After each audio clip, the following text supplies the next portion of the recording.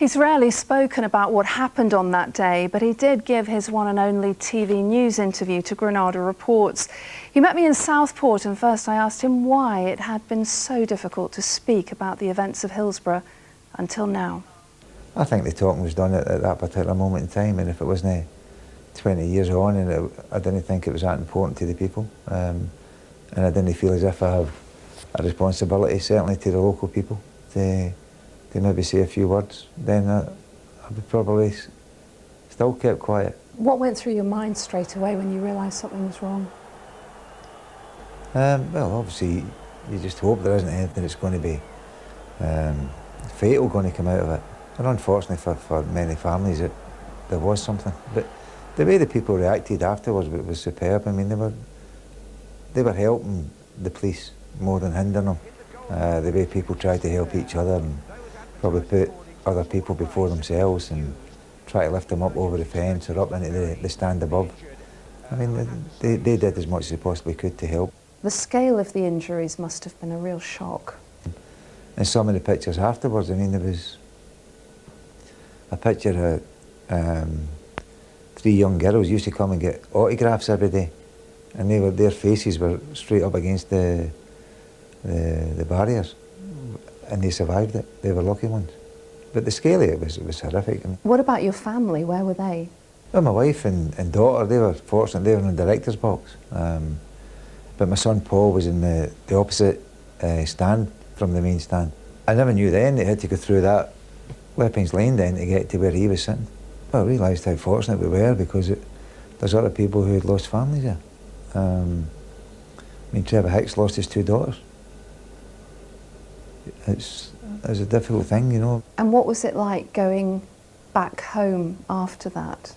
I don't think there was a word spoken. We were just vacant, I think, most of our lads. I don't know how much well, I certainly don't remember taking much yet in.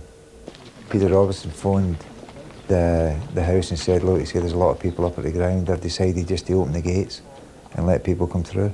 And then it just sort of snowballed from there, and Noel White, who was director at the time, he took charge of organising the funerals. I mean, they came to support us, so was it not right that we supported them? We didn't know their names, we didn't know their faces, but we knew they were Liverpool supporters. But how did you know what to do and how to handle it? I never. You just go with your instinct.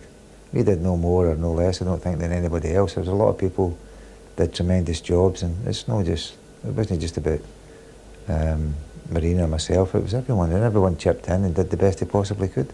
If I was affected in any way, shape or form, it wasn't as bad as what the families were. So that's the most important thing for me. We went to the hospital to see the people, and I think they really respected that and appreciated it. John Aldridge tells us that you were talking to someone when they came out of their coma. Yeah, but that was, anybody could have been talking to the wee boy, I think. What was that like? Oh, the parents' reaction was fantastic. It was fantastic, and obviously you're delighted for them. What about Liverpool, though, itself, and how that reacted? People did talk at the time of it being, it was almost like Liverpool wrapped a big blanket around the people who'd been affected. I think the people of Liverpool were fantastic. The people of Merseyside, they were fantastic. They were such a close community, irrespective of what colour you wear, whether it's blue or red. Have you ever cried about it? Have you ever let that out, or is that just not something that Kenny Dalglish does? No, he has done, yeah. Everybody shed a tear. Or a bucket. Thank you.